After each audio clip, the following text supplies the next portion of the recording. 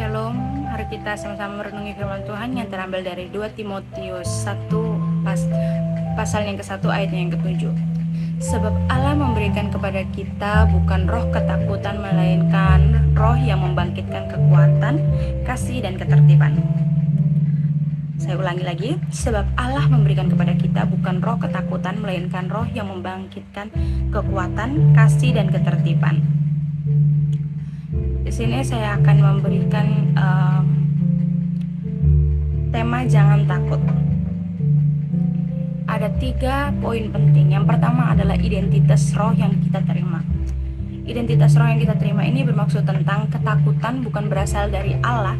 Jika kita takut, ia bukan sifat asli dari Roh Kudus yang di dalam kita. Jika kita menemui rasa takut, jika kita menemui rasa cemas, bimbang yang ada di dalam diri kita ketika kita menghadapi masalah, meskipun kita ini orang percayalah itu kita sedang mengandalkan diri kita dan sedang mengandalkan roh-roh lain.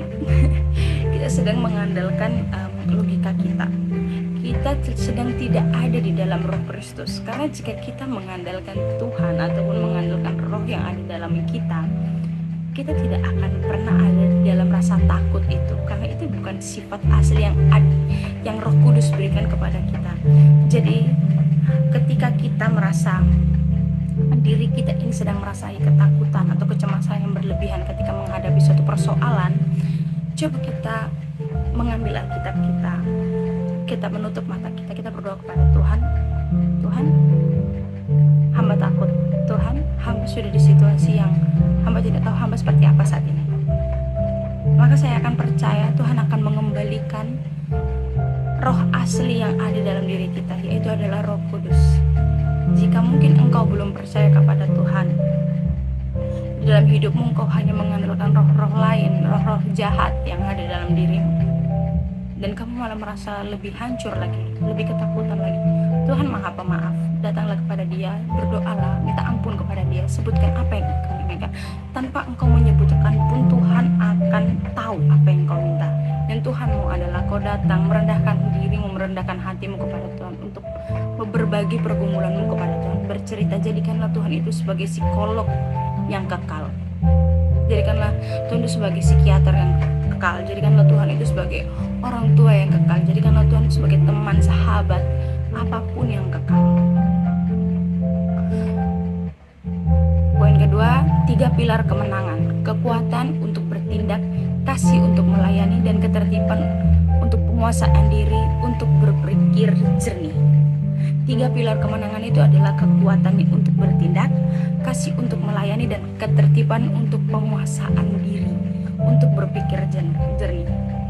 Ketika kamu sudah ada dalam identitas rohanimu, identitas roh yang Tuhan berikan kepada kamu, maka kamu akan memiliki 3 pilar itu: kekuatan, kemenangan, ketertiban. Ketertiban itu adalah penguasaan diri. Ketika kamu sudah memiliki itu, maka 3 pilar itu yang ada dalam buah-buah roh itu akan ada kepada kamu.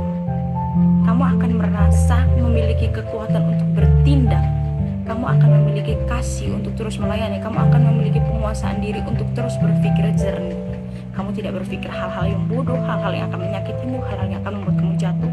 Kamu tidak akan pernah merasakan hal-hal seperti itu jika kamu benar-benar memakai identitas rohanimu. Dan yang ketiga adalah keberanian dalam pelayanan.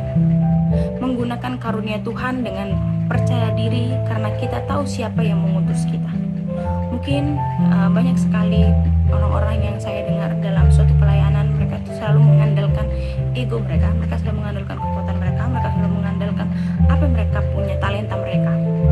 Tapi tanpa mereka tahu bahwa keberanian dalam pelayanan itu adalah menggunakan karunia yang Tuhan berikan, yaitu adalah kepercayaan diri kepada kita, talenta yang berikan kepada kita sehingga Dia mengutus kita.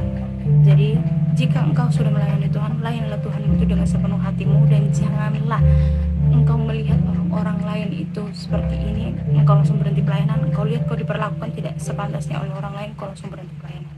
Jangan. Jika memang engkau hidup untuk Yesus, maka matilah untuk Yesus. Sekian dari saya, terima kasih.